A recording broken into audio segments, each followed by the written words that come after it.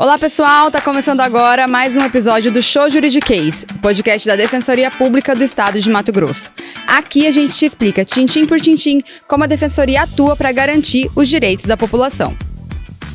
É isso aí, sempre numa linguagem bem simples e bem longe do juridiquês que todo mundo detesta, né?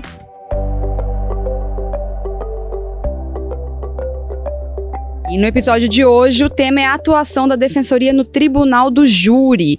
É uma coisa que muita gente já viu nos filmes americanos, existe uma ideia que eu acho que a gente vai quebrar aqui muitos paradigmas que a gente já viu nesses filmes. Massa, e para esse bate-papo de hoje, nós temos duas convidadas muito especiais, as defensoras públicas Gisele Chimati, do Júri de Cuiabá, né? E a Cristiane Obregon, que é do Júri de VG. Sejam muito bem-vindas e obrigada por participarem com a gente hoje. Obrigada. É um prazer. Doutora Gisele, vamos começar pelo básico, né? O que é o Tribunal do Júri e qual que é a sua importância dentro do sistema de justiça brasileiro? O Tribunal do Júri é a participação popular nas decisões judiciais. Ele já vem previsto na nossa Constituição, não só na Constituição de 88, mas desde muitas outras constituições brasileiras já havia previsão do Tribunal do Júri. A previsão do julgamento dos crimes dolosos contra a vida no Tribunal do Júri não foi sempre assim, tá? O Tribunal do Júri começou pelo julgamento dos crimes de imprensa. E depois, isso na Constituição Imperial. E depois, com as sucessões de Constituição, mudança dos pensamentos, né, e, enfim, ficou esse formato que atualmente os crimes dolosos contra a vida são julgados perante o Tribunal do Júri, que é a participação popular de pessoas, de cidadãos comuns, que não são formados em direito, no julgamento desses crimes dolosos contra a vida. Só fazendo também uma explicação, não só quando a gente fala de crime doloso contra a vida, todo mundo pensa no homicídio, mas não é só o homicídio que é julgado no Tribunal do Júri, né? São os crimes de homicídio e sua tentativa, que são os mais comuns, o crime de aborto, tanto o autoaborto como o terceiro que realiza o aborto, e a instigação ou auxílio ao suicídio, que é quando uma pessoa auxilia a outra pessoa a se matar, né? Então, esses crimes, que seriam os crimes dolosos contra a vida, que são de competência para julgamento perante o Tribunal do Júri. E também uma característica desses crimes que não tem nos demais crimes previstos na nossa legislação é o seu julgamento em duas fases. Nós temos uma primeira fase que chama de instrução, e é somente depois que passa essa fase de instrução é que vem o plenário, que é o julgamento que a gente fala pelos pares, né, por pessoas da sociedade, né? Então, primeiro, há um filtro feito por um juiz, né, onde há a participação tanto da defesa quanto do Ministério Público, enfim, as partes, testemunhas e provas, e depois, superada essa etapa, é que o processo está preparado para ser julgado perante o Tribunal do Júri. Muito interessante isso, eu acho que é uma informação que não é todo mundo que sabe, né, essa questão das duas fases. Agora, doutora Cristiane, quais são as responsabilidades da Defensoria Pública nos julgamentos do Tribunal do Júri, mais específico agora, né? Sim, então a responsabilidade do defensor público é gigante, de todos os atuantes no Tribunal do Júri, na realidade. Porque no Tribunal do Júri, nós passamos ali, vivenciamos as piores mazelas da sociedade. Então, no Tribunal do Júri, acaba, através de um crime, a gente se aprofundando naquela na vida do acusado, percebendo que no Tribunal do Júri, aquela pessoa que chegou naquele momento triste da sua vida, por falta de educação, por uma violência sofrida dentro de casa, por falta de tratamento de saúde, no caso de dependentes químicos, alcoólicos, transtornos também de mentais. Então, essa ausência do Estado, muitas vezes, de um serviço de qualidade oferecido para essa população carente, acaba gerando a violência que a gente vê no Tribunal do Júri. Então, o papel do defensor é essencial, porque o defensor ele está ali representando o hipossuficiente. O nosso trabalho, muitas vezes, ele não aparece tanto porque a gente sempre está ali na defesa daquela pessoa miserável, daquela pessoa, daquele morador de rua, daquela pessoa em situação de vulnerabilidade. Então, é um trabalho importante porque a gente resgata e defende aqueles direitos fundamentais, resgata a cidadania daquela pessoa, dela poder ser defendida, que todo cidadão precisa, para ter um processo justo, precisa de ter uma defesa compatível, eficiente, e a Defensoria Pública realiza muito bem esse trabalho no Tribunal do Júri. E de que forma que a Defensoria pode atuar, né, para garantir que esse julgamento seja imparcial, que os jurados ali, são jurados, é jurado que chama, né? Sim. Que os jurados ali não sejam levados por decisões emocionais, por preconceitos, de que forma que a Defensoria Pública atua para isso? Então, assim, a grande diferença do Tribunal do Júri é justamente a liberdade que o jurado tem de também julgar de acordo com seus valores. Não é um julgamento técnico. O julgamento técnico, ele é exclusivo do juiz togado. Então, os crimes dolosos contra a vida, eles têm essa competência para o cidadão, para a sociedade ali julgar, justamente porque eles julgam sim de acordo com seus valores, de acordo com as suas crenças. Eles sabem a realidade dos bairros, da violência. Eles sabem que uma pessoa, ela não é matematicamente controlada, ela se exalta e nessa exaltação ela pode cometer, né, um ato que depois ela se arrependa. Então, o brilhantismo, a diferença do Tribunal do Júri é essa, porque é um tribunal feito, sim, de emoções. O jurado, ele não precisa dizer o porquê que ele está votando. Ele coloca sim ou não. Ele deve ser condenado ou inocentado daquela acusação. Que responsabilidade, né? Participar de um tribunal assim.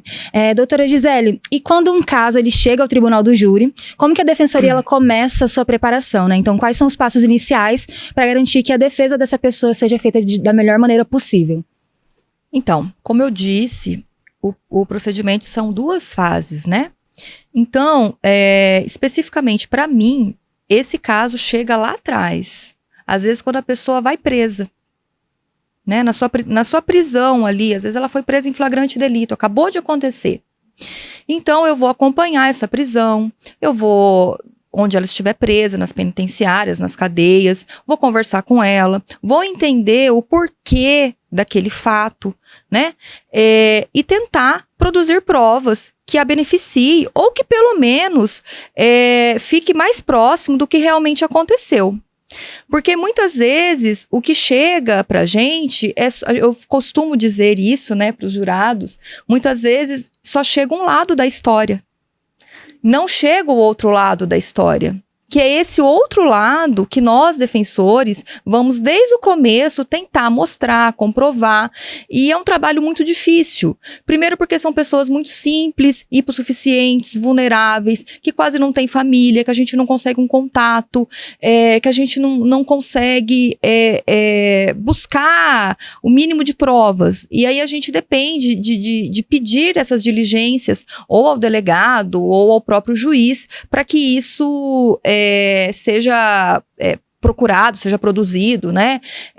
Às vezes eu já tive um caso há muito tempo atrás que o assistido falava assim: não, doutora, esse delito aconteceu na frente de, sei lá, mais de 100 pessoas e não tinha sido ouvido ninguém. Entendeu? Então eu falei, como assim? Não, isso aqui aconteceu na frente de todo mundo. Eu tive que buscar no bairro quem estava lá, quem poderia depor e falar sobre aquilo. Porque nos autos, da maneira como chegou para mim, não tinha nada. E aí, esse é o nosso... esse que é a dificuldade, mas é também o que nos faz lutar dia a dia por esses nossos assistidos. Porque, como eu disse, sempre é trazido só uma parte da versão dos fatos. A outra parte, a gente que tem que descobrir e tentar mostrar isso para os jurados, para o juiz, né? O meu papel hoje principal é mostrar isso para o juiz, para que esse assistido não chegue nem a ser julgado no Tribunal do Júri. para eu conseguir encerrar o processo nesta primeira fase.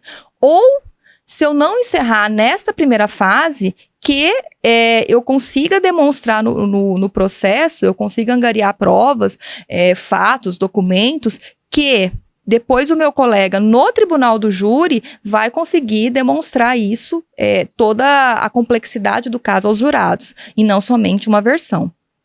E tem diferença nessa atuação, nas estratégias para levar isso, para essa sustentação oral, ou para os argumentos, para um juiz e para os jurados no tribunal?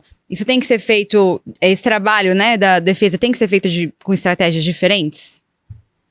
Sim, porque a primeira fase, que a doutora Gisele estava falando, é uma fase em que se produz essa prova, se escuta as testemunhas e você faz, ao final dessas oitivas, o interrogatório do acusado, uma defesa mais técnica, mais de acordo com o que está na lei, né, o que a defesa pode trabalhar dentro da lei, para ver se aquele juiz ele tem condições de absolver ou retirar uma qualificadora, que é uma causa que aumenta a pena. Então, essa parte mais teórica e legalista é feita na primeira fase. Na segunda fase, que é em plenário do júri, a gente, claro que se atém a essa parte da lei, essa parte bem específica, mas também a gente tem outros elementos de trazer aos jurados quem que é aquela pessoa também que está sendo julgada, quem que é aquele acusado, porque o papel do Ministério Público, que é quem acusa, é transformar aquele acusado na pior pessoa. Só que ele tem uma história, né? Muitas vezes aquela pessoa está ali, foi o único erro que ela cometeu na vida dela, né? Então a gente tem que fazer os jurados também olharem quem que é essa pessoa dentro da sociedade, para que eles possam dar um julgamento de acordo com a sua consciência, justo. Então são estratégias diferentes. E no caso do tribunal do júri, o réu ele tem o direito de escolher se quer ou não se manifestar? Qual que é a importância de garantir que ele tenha essa liberdade, né, para decidir como que a defensoria pode orientar nesse caso? Sim, é direito de todo e qualquer réu, não só no tribunal do júri, né, mas em qualquer processo criminal. Ele tem direito de permanecer em silêncio, ele tem direito de responder só as perguntas que ele quiser, ele pode responder as perguntas apenas da defesa, ele pode responder as perguntas da defesa e dos jurados, ele pode responder as perguntas só do juiz, ele pode responder nenhuma pergunta, né? Isso é um direito dele. A gente chama que isso é autodefesa. Nós, né, defensores, técnicos, sempre orientamos qual será o melhor caminho. Mas a opção, a escolha é da pessoa que está sendo julgada. E a gente não pode tirar esse direito dele. É um direito dele, não um direito nosso, né, como defensor. Se a gente fala para ele, olha, eu aconselho o senhor a ficar em silêncio e ele resolve se manifestar, tudo bem, né? É a vontade dele. Eu, muitas vezes, como eu trabalho na primeira fase, eu já falo ao contrário. Eu falo, o senhor fique calado na primeira fase, porque quem te julga não é o juiz.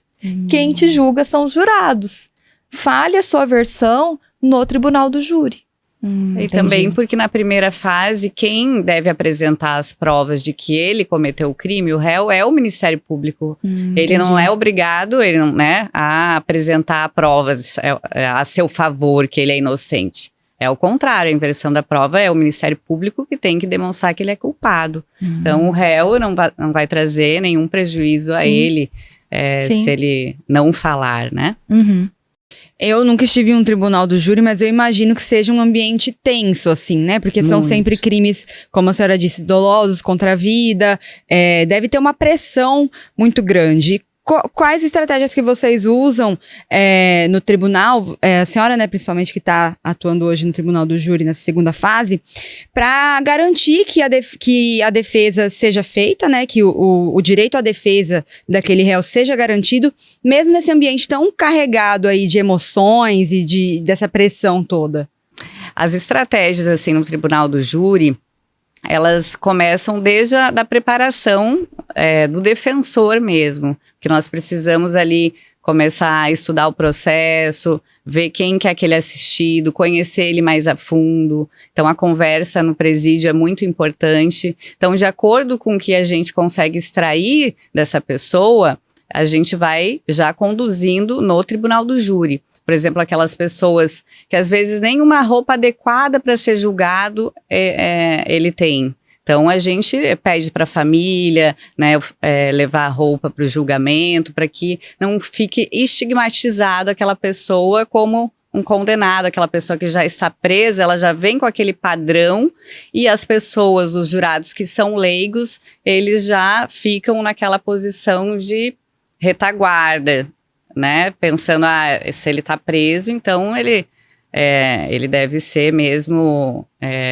o autor do crime, ele deve ser condenado. Então a gente tenta preservar desde essa apresentação do acusado.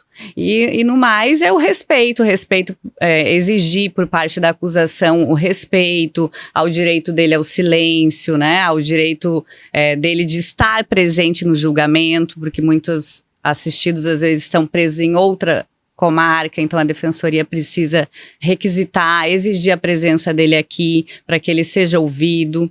E no mais é fazer um trabalho técnico, um trabalho com base em provas e resgatar essa imagem dele de não só que ele não é aquela pessoa, não se resume àquele crime, àquele fato que está posto ali. É uma pessoa também que tem família, uma pessoa também que teve as suas dificuldades, resgatar isso. E ficar tranquila que ao final o julgamento, a decisão é dos jurados. Porque muitas vezes a gente se cobra, né, Gisele, assim, de, poxa, eu acredito na inocência dele, acredito que ele não merecia ser condenado, mas a gente tem que ter a certeza que o nosso trabalho foi bem feito e a gente deu o nosso máximo, e a decisão cabe aos jurados e cabe a gente respeitar essa decisão.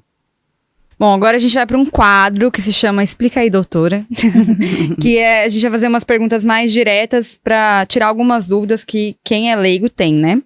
A primeira é, como que é formado esse júri popular? Quem pode participar, ser jurado? Eu quero ser jurado, o que eu faço? É assim, eu que quero? Ou como que funciona?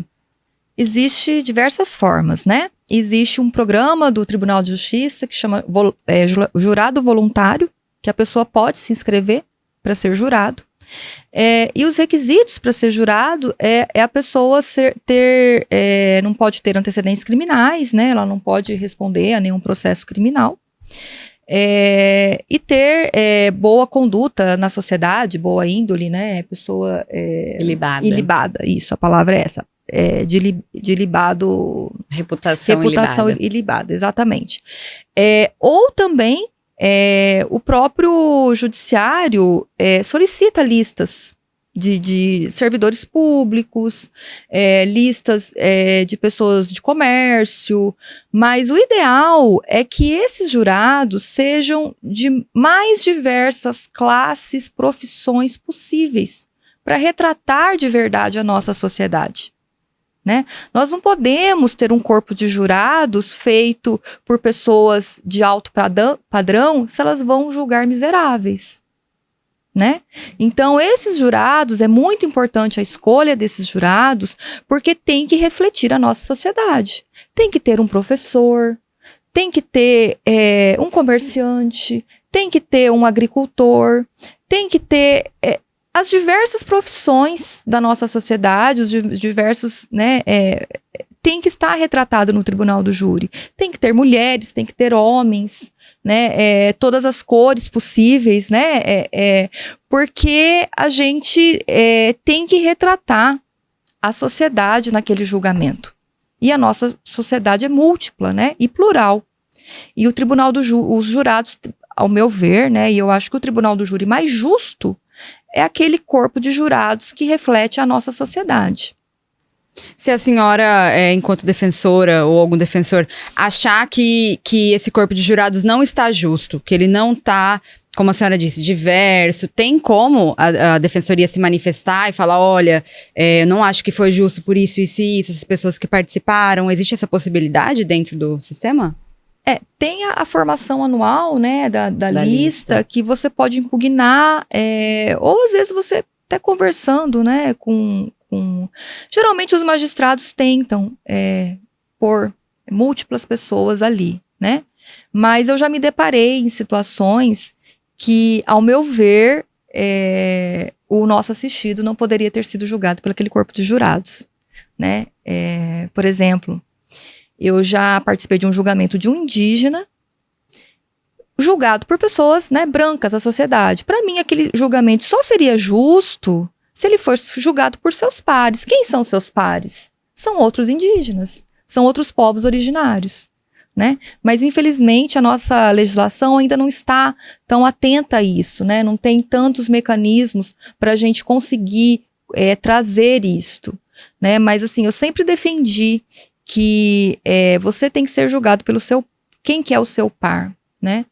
Enfim, mas é um trabalho muito gratificante também, né? Nós conseguimos observar, né, Cris? A gente que já participou, já está há muitos anos nisso, nos olhos dos jurados, muitos jurados após o julgamento, né, eles não podem se manifestar. Olha, doutora,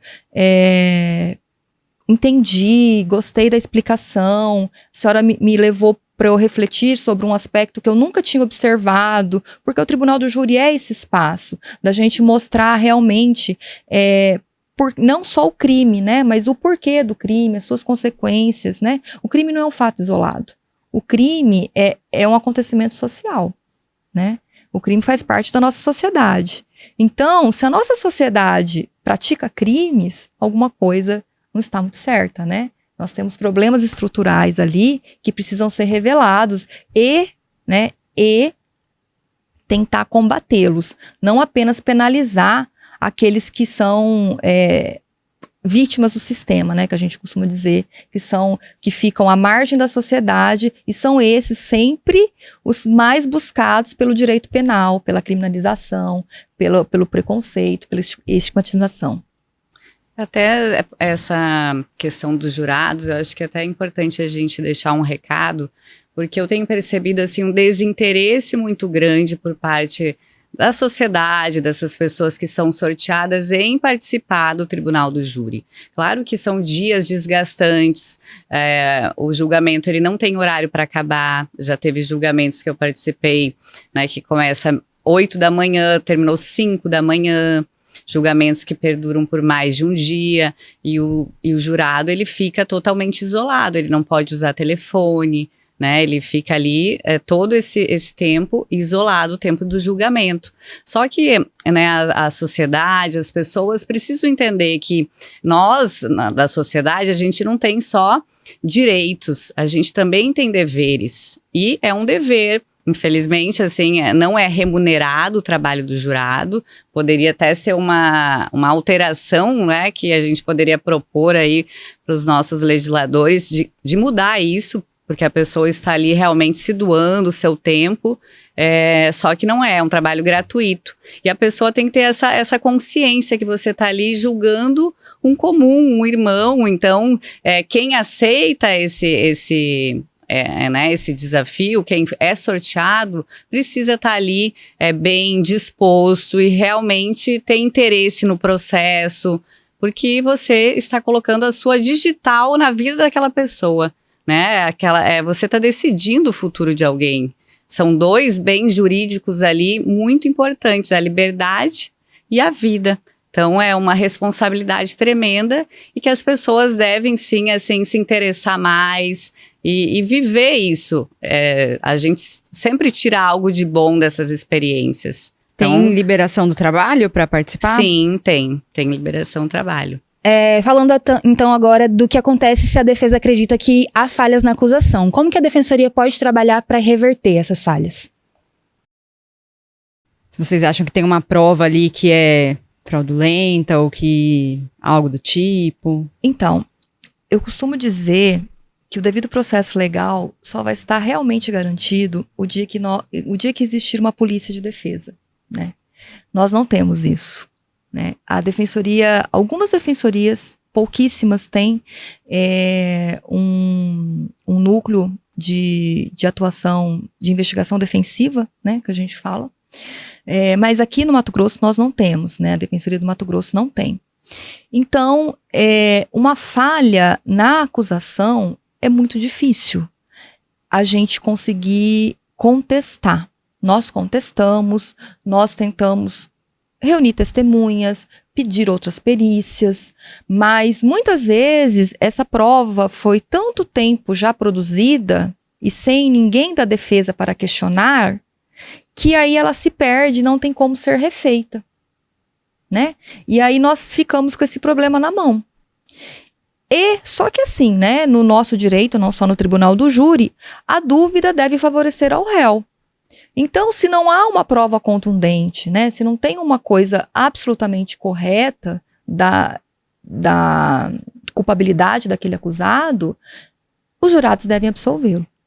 Isso é o nosso, é o que a gente sempre fala, mas também é o que é o chamado indúbio pro réu, né? É o que é o norte de todo julgamento, não só dos crimes dolosos contra a vida, mas qualquer crime que aconteça, né? Se há dúvida, a dúvida deve beneficiar o acusado. Antes você soltar um acusado do que prender um inocente, né? Então a gente costuma, certamente a Cris também, falar, né? E assim, a acusação tem tudo ao seu favor. Ela tem a polícia do seu lado. Hoje o Ministério Público de Mato Grosso está extremamente equipado com tecnologias das maiores que nós podemos imaginar.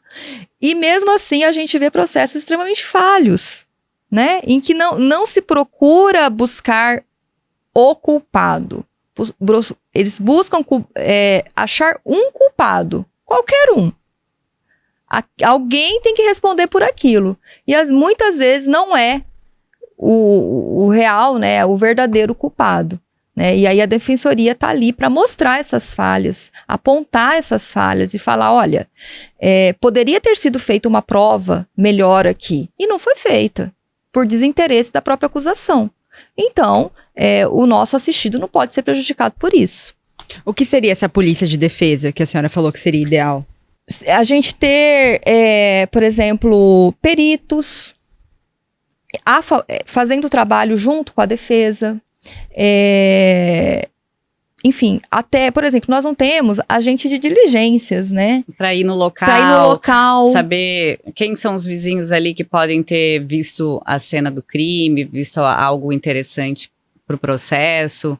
Então, esse trabalho, só quem faz é a polícia e o que eles acham interessante. Eles colocam no papel. Para subsidiar o entendimento deles, de quem foi o autor do fato. Mas, às vezes, tem outras linhas também que podem contribuir, outras linhas de defesa.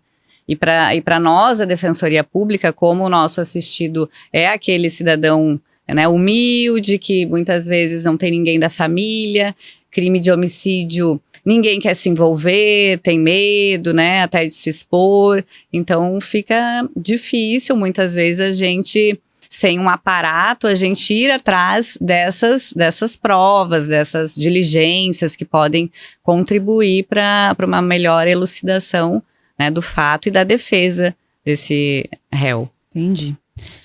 Doutora, agora vamos para as histórias, né? Tantos anos de atuação.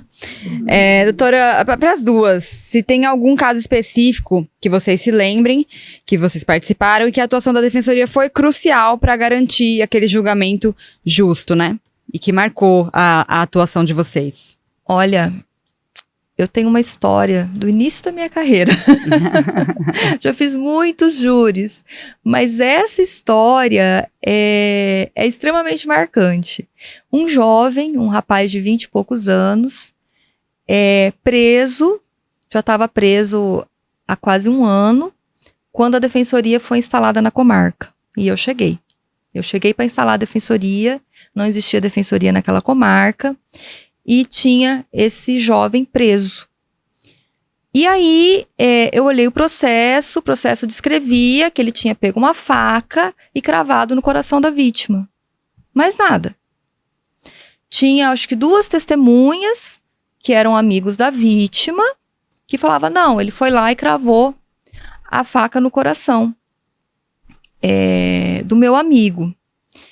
E aí, eu olhando o processo, eu observei que os fatos aconteceram na casa do acusado. O primeiro ponto foi esse, que eu comecei a prestar atenção. E a unidade prisional onde ele estava preso não ficava no mesmo local em que eu atuava, ele ficava preso em outra cidade. E não existia nessa época atendimento virtual, né, que facilitou muito para a gente ter contato com os nossos assistidos presos em qualquer lugar do país, né, isso tem 18 anos. E eu já tinha observado isso, e aí eu falei, não, eu preciso conversar com esse assistido, eu preciso ouvir, eu sempre falo, eu preciso ouvir da boca dele como aconteceu os fatos. Cheguei na unidade prisional, ele me contou que ele morava num bairro que tinha muitos bares, boates, de interior, aquelas cidades de interior que tem, né, eles falam boates e tal. E que aí ele estava chegando em casa, ele reparou que 2 homens estavam entrando na casa dele. E quando ele chegou, ele se deparou com esse homem agarrando a sua mãe. E por isso que ele pegou uma cadeira, deu uma cadeirada nele, na vítima, pegou uma faca e cravou no coração, né? E nesse inquérito, nesse processo, nem a mãe dele tinha sido ouvida, que era, né, a principal pessoa ali. A mãe, inclusive, ficou ferida do ataque desse homem, né? Não sei se queria estuprá-la, se queria roubá-la. E eu levei a mãe ao plenário, né? E questionei aos jurados, se fosse cada um de vocês que presenciassem um homem agredindo a sua mãe no quintal da sua casa, o que vocês fariam? Vocês deixariam ou vocês... Qual seria, né? Porque o tribunal do júri é isso. O jurado se colocar no lugar daquela pessoa e entender, eu faria igual ou não? Né? E aí foi um caso muito emblemático, ele foi absolvido em plenário e saiu ali livre. A mãe chorava muito, né? E eu nos meus eu mal tinha feito, né? Acho que foi meu segundo júri da vida. E, enfim, eu sempre fui apaixonada por direito penal. E aí, isso aí me deu mais gás para sempre, primeiro, acreditar no que o nosso assistido fala. Às vezes pode parecer incrível ou absurdo, mas você tem que começar a entender. Lógico que tem coisas, né? Mas assim, você tem que acreditar no que ele fala. É possível o que ele está falando para mim, né? E segundo, né, tentar. Nessa situação, eu ainda tive a sorte que ele me deu um telefone e eu consegui localizar a mãe dele, né? Porque eram pessoas muito simples. Às vezes a gente não consegue isso. Ou muda o telefone, ou a pessoa não lembra, tá presa há muito tempo e não tem contato familiar, não né? sabe de não cabeça, sabe de cabeça, né, esse telefone. Então essas coisas é bem complexas pra gente, né? Mas a gente começa, né, Cris, a ter um pouco de faro quando a gente pega o processo. E começa a ver como é que está delineada a situação, você começa a se questionar, será que foi assim mesmo? Como é que está posto, né, pela acusação?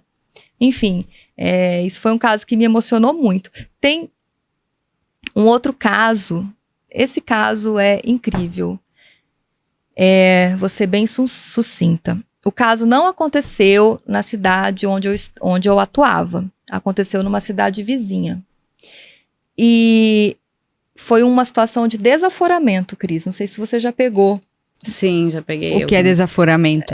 Quando o crime ele causa muita repercussão na cidade que ocorreu e aquelas pessoas já estão viciadas pela imprensa, aquela informação do crime, não teria como garantir um julgamento imparcial daquelas pessoas. Então você retira e desloca para outra comarca para garantir essa imparcialidade sobre aquele fato.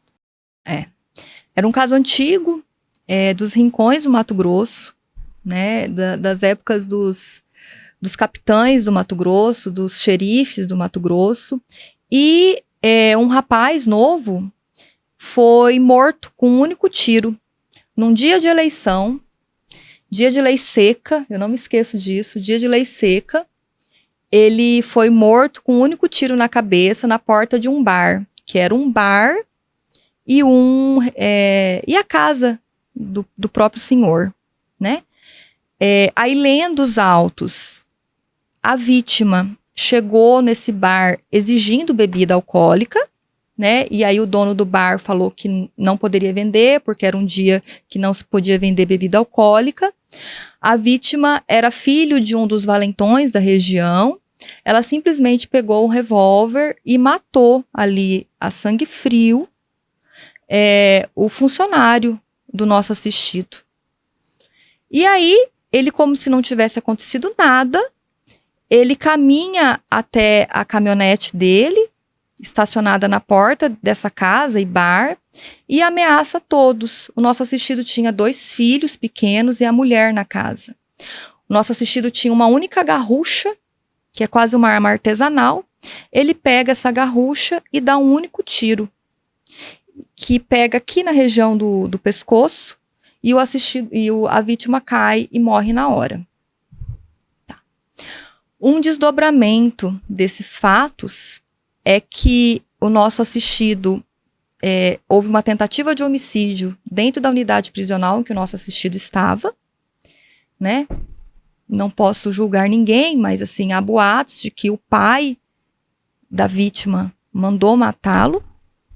E pouco tempo depois, o filho do nosso assistido foi morto da mesma situação, com um tiro na nuca, por 2 matadores que passaram no bar e pediram uma bebida.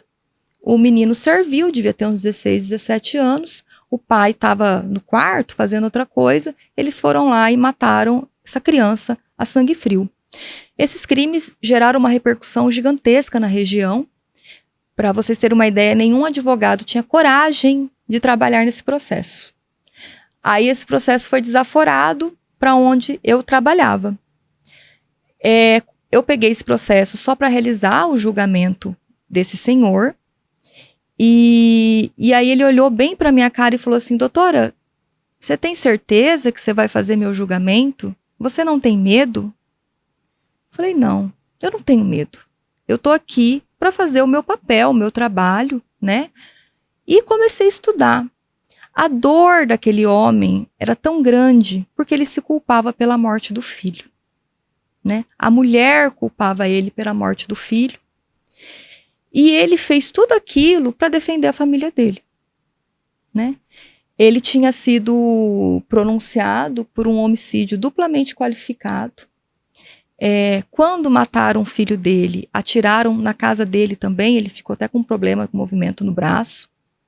Ele ficou aleijado do braço, ele não conseguia. Enfim, a mulher se separou dele, abandonou ele. Ele continuava morando no mesmo local. Ele falou que ele não sairia de lá. E aí eu trouxe tudo isso aos jurados, né? Primeiro, ele estava defendendo a família dele, de uma pessoa que tinha acabado de tirar a vida de alguém ali, né? Não era nem uma grave ameaça, era uma violência real, né? Porque tinha uma vítima morta ali. E tudo que esse homem sofreu por ter defendido a família dele. Ele foi absolvido nesse julgamento. E aí, a mulher dele, ex-mulher no caso, né? Ela me abraçou e falou assim: hoje eu consegui perdoar ele. Porque nem a mulher, né, nem a própria esposa, por tudo que aconteceu na vida deles, ela tinha uma mágoa muito grande daquele homem, né? E eu fiz questão de trazer tudo, de falar tudo, de mostrar para todos, né, que aquele homem, além de defender a família dele, ele já tinha sido penalizado demais pela vida. Ele perdeu um filho com 16 anos, né? E carregava aquele peso até hoje nas costas. E foi um júri bem emocionante, enfim. Aí eu falei para ele: pode voltar, né, tranquilo para sua casa, que hoje não te pesa mais nenhuma acusação, né? O senhor foi absolvido, foi reconhecido que o senhor defendeu sua família, né? E, enfim, E o pior dessa história toda é que as pessoas que mataram o filho dele nunca foram encontradas. Então, ele ficou com essa sensação de impunidade, de impunidade, né? E assim, ele fez um ato, lógico que não é correto matar ninguém, mas que eu acho que qualquer pai faria, né, para defender seus filhos e sua família e todo mundo ali, até ele mesmo.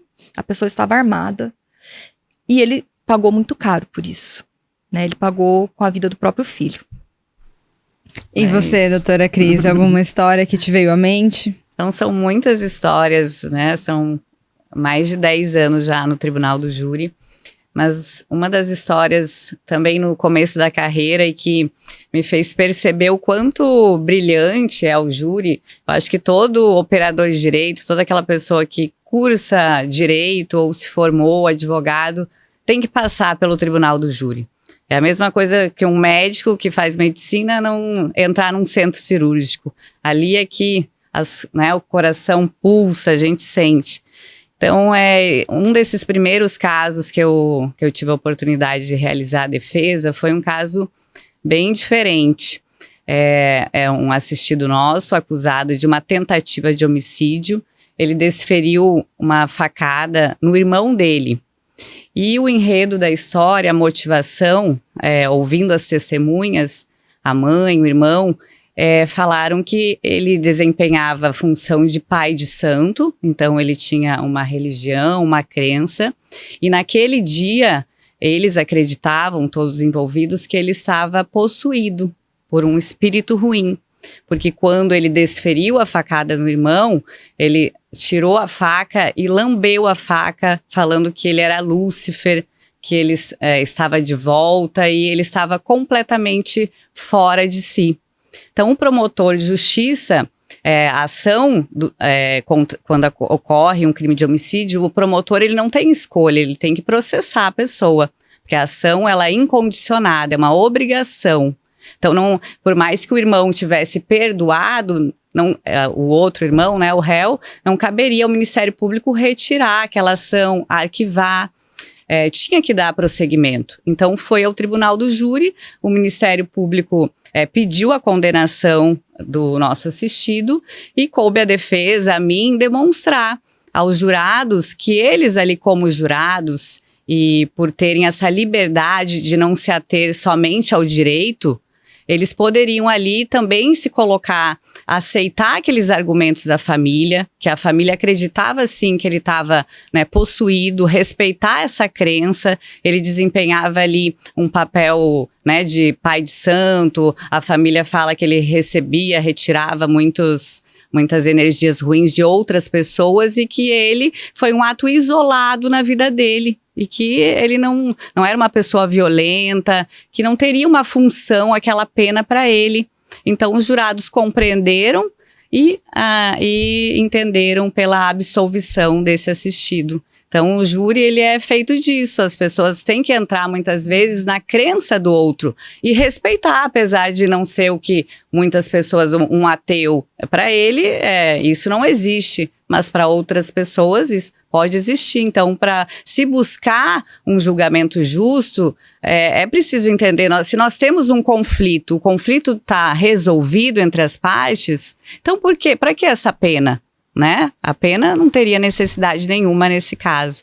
Então, foi o que foi decidido e foi um caso muito interessante que deu para perceber que o júri é um mundo, Você mexe com as emoções, você tem que entrar em áreas íntimas, como de religião, e é muito legal a gente poder vivenciar todas essas emoções que ocorrem no júri. E essa decisão dos jurados, ela é soberana, é como se fosse de um juiz em outros casos, ela não é... Sim, ela é soberana. Claro que se ou o Ministério Público ou a defesa, se eles não estiverem contentes com a decisão e acreditarem ali que cabe um recurso, cabe recurso ao Tribunal de Justiça. Daí o Tribunal de Justiça, entendendo que o jurado não julgou conforme as provas dos autos, anula aquele julgamento e retorna para os jurados julgarem novamente, outros jurados, Mas só o Tribunal do Júri que tem a competência. Só acrescentando o que a Cris disse, em outros crimes, o tribunal pode absolver ou condenar uma pessoa. O juiz de primeiro grau, por exemplo, pode condenar e no tribunal ser absolvido. Já o Tribunal do Júri, isso não existe. o tribunal só pode anular aquela decisão e submeter aquele caso novamente ao tribunal do júri. E é bastante difícil, né, Cris, a gente conseguir anular. Sim. Não é fácil, né, porque é uma decisão soberana. E aí, falando dos casos, eu uma vez consegui anular uma decisão por um caso muito...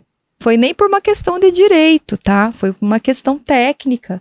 Na época em que era CDs, lembra? Uhum. Eram gravados os depoimentos, as provas produzidas ali no tribunal do júri, eram gravadas em CDs. E aí, quando eu apelei daquela decisão, esse CD no transporte do interior para a capital, para ser julgado no Tribunal de Justiça, quebrou. E aí, fizeram buscas, não acharam o dia do tribunal do júri, aquela sessão, aquela mídia gravada nos computadores do interior.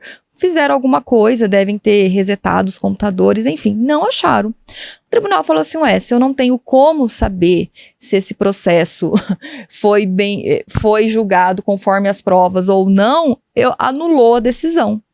E no segundo julgamento, eu absolvi o nosso assistido. Que legal. Foi bem interessante. O tribunal do júri é isso. Assim, é intenso, é lindo.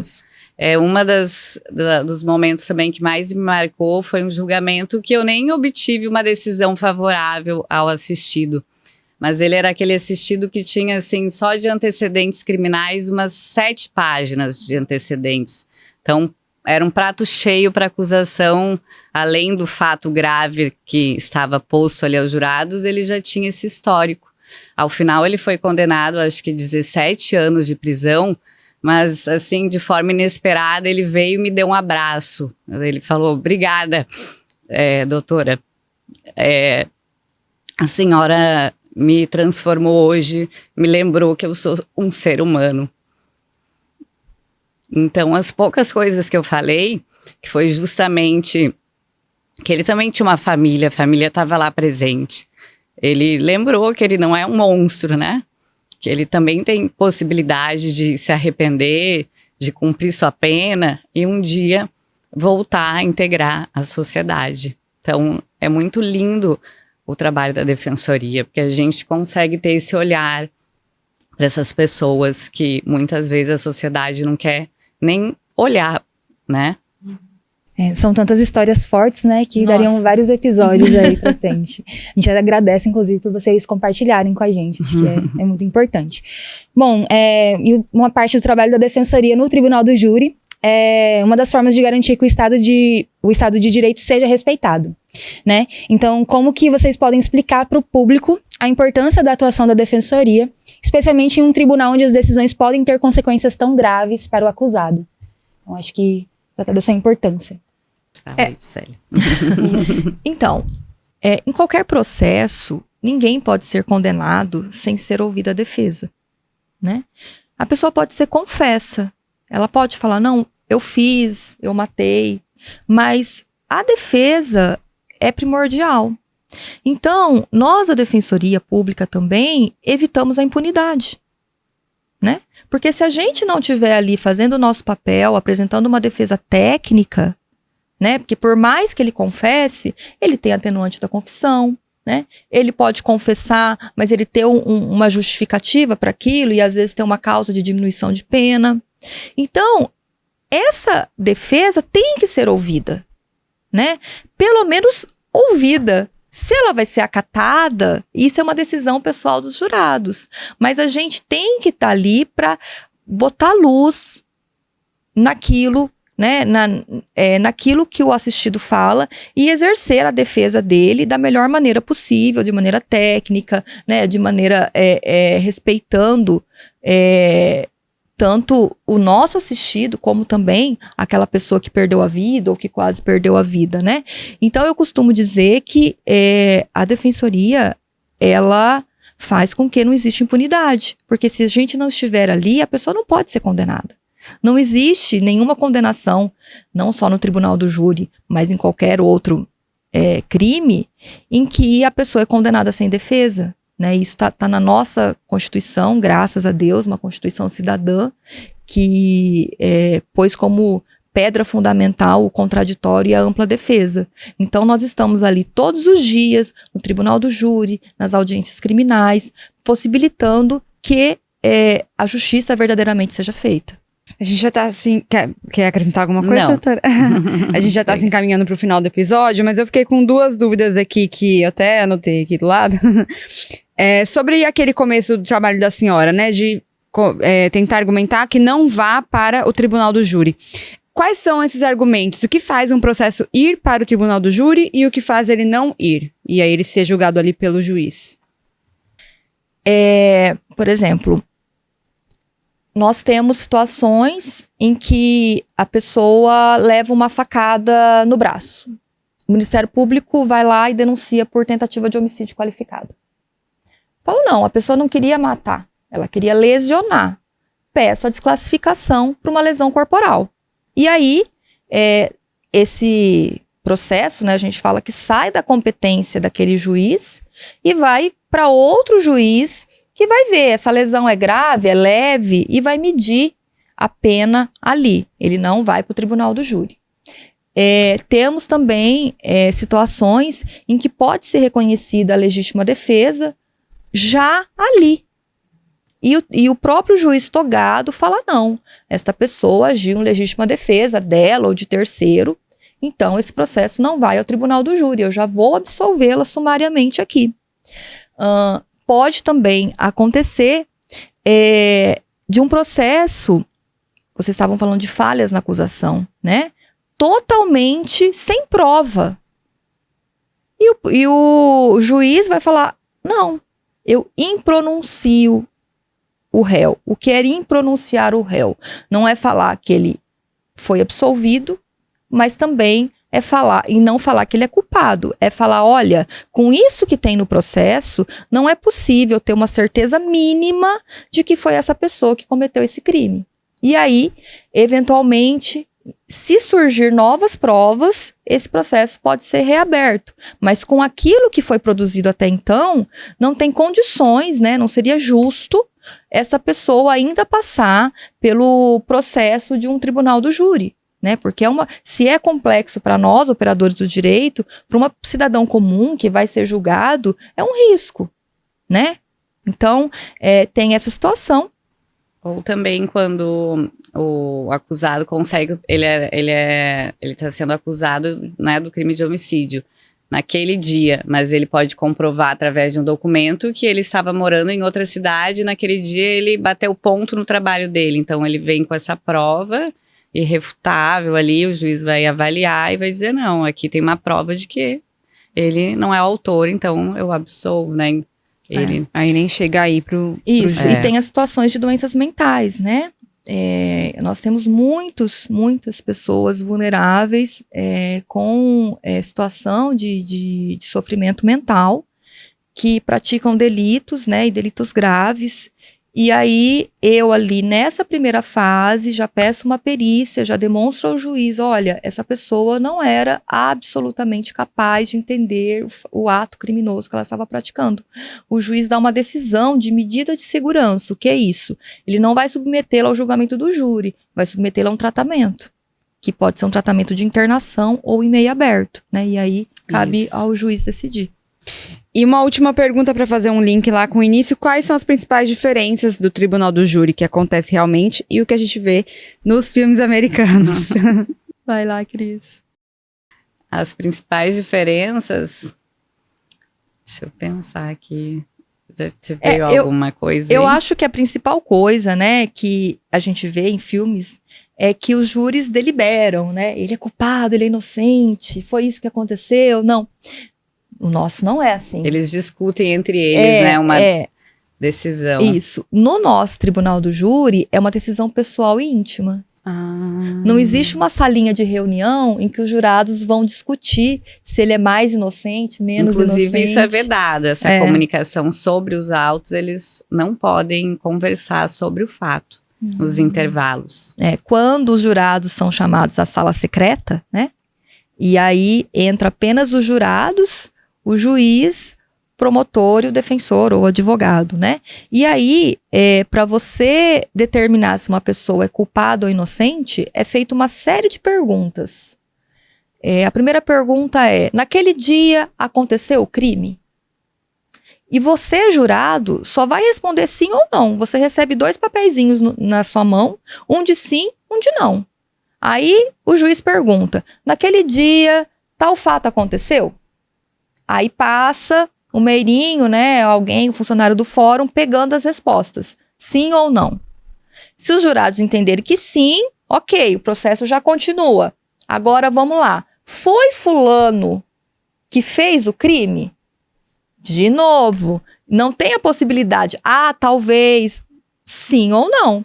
Se os jurados responderem que sim, no papelzinho, né, pronto, ok, então a gente já sabe que aconteceu o crime e que aquele crime foi praticado por aquela pessoa. Aí a próxima pergunta, que é obrigatória, todo e qualquer júri: os jurados absolvem o acusado? Essa absolvição pode ser por qualquer motivo. Por motivo que a defesa explanou ou não.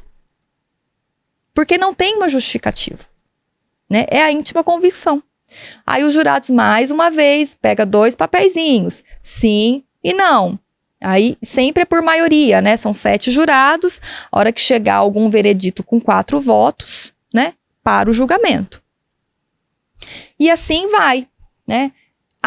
Não agiu, não, os jurados não absolvem. Aí vem as causas, as agravantes, as atenuantes, os pedidos às vezes a gente pede o reconhecimento de causas de diminuição, né, de atenuantes, e vai uma por uma sendo votado apenas sim e não. Então não tem essa possibilidade de discussão, enfim, entre os jurados, né? E a grande diferença é nas provas, que nos seriados americanos a gente vê aquelas provas muito bem produzidas, colher digitais, olhar o local do crime.